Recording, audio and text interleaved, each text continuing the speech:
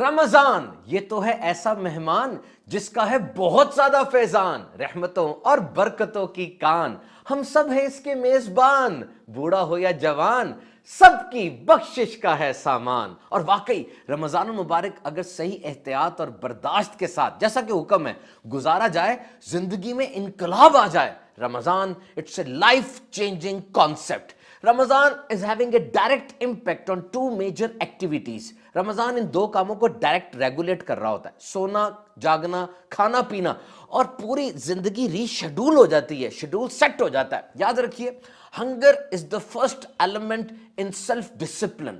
جو بندہ اپنی بھوک پر کنٹرول کر سکتا ہے کھانے پینے پر، وہ ہر چیز پر کنٹرول کر سکتا ہے۔ اب دیکھیے نا، روزے میں بھوک ہے لیکن یہ عام بھوک نہیں ہے، it's an ideology, it's a faith, یہ ایک نظریہ ہے، ایمان ہے۔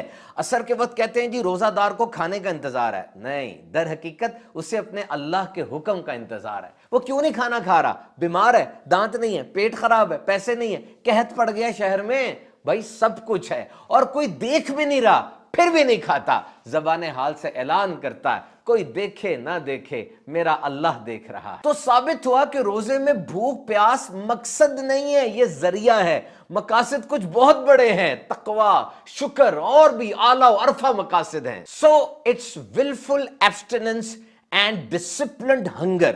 یہ بھوک ہے لیکن یہ خاص نظم و ضبط کے ساتھ کہ خاص وقت میں کھانا ہے، سحری اور افطار میں، اور پیک ٹائم میں بھوکے رہنا ہے۔ تو یہ چیز انسان کو اپنے مقاصد کا حصول یعنی گول سیٹنگ سکھا رہی ہے، وقت کی پابندی کا درس ہے روزے میں، پنکچوئل بنا رہی ہے، پنکچوئلٹی سکھا رہی ہے۔ اور جب جب دن میں بھوک لگتی ہے روزہ دار کیا سوچتا ہے؟ یہی چیزیں وہ کھا رہا تھا پہلے بھی، حلال چیزیں ہیں، ذہن میں ایک ہی بات ہوتی ہے کہ میرے اللہ نے منع فرمایا ہے، یعنی فوکس سیٹ ہو رہا ہے۔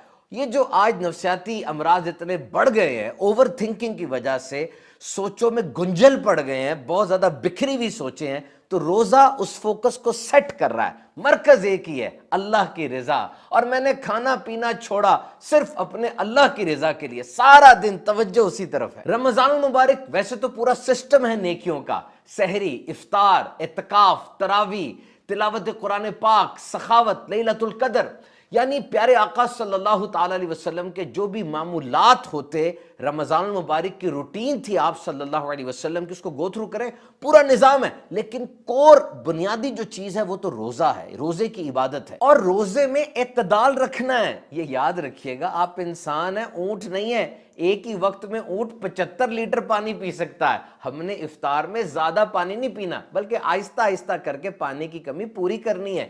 اور کھاتے وقت یہ دیکھنا ہے لذت کس میں ہے اور غذائیت کس میں ہے۔ اگر لذت تھوڑی کم بھی ہو، کھانا وہ کھانا ہے جو غذائیت والا ہے، تاکہ سارے دن کی بھوک کے بعد جسم کو توانائی تو ملے۔ So it's a training. روزہ اللہ کی رضا کے لیے رکھنا ہے، لیکن ایک ٹریننگ تو ہے نا۔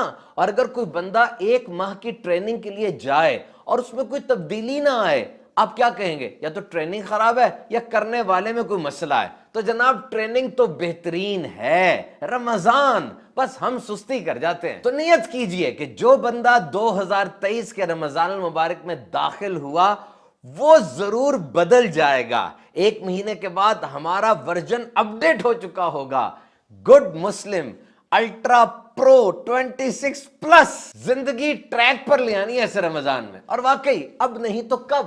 زلزلے، طوفان، سیلاب، عالمی وبا، کتنے ہمارے ساتھ ایسے تھے جو پچھلے سال رمضان میں ساتھ تھے اور اس سال نہیں ہیں۔ تو پلاننگ کیجئے، ڈیجیٹائز یور انٹینشن، جو نیتیں آپ نے کی ہیں ان کو ڈیجٹ دیں، ہنسا اور عدد دیں کہ میں کتنی بار قرآن مجید ختم کروں گا، میں کتنا درود و سلام روزانہ پڑھوں گا۔ جب آپ اپنے ہدف کو، ٹارگٹ کو ڈیجیٹائز کریں گے وہ اچیویبل ہو جائے گا۔ تو مشن 2023 رمضان کیا ہوگا؟ مشن ہمارا کہ اس رمضان میں میں اپنی اصلاح کے لیے اور دنیا بھر کے لوگوں کی اصلاح کے لیے بھرپور کوشش کروں گا۔ تو مشن 2023 رمضان کیا مشن ہوگا؟ کہ میں اس رمضان اپنی اصلاح کے لیے اور پوری دنیا کے لوگوں کی اصلاح کے لیے بھرپور کوشش کروں گا، انشاءاللہ عز و جل۔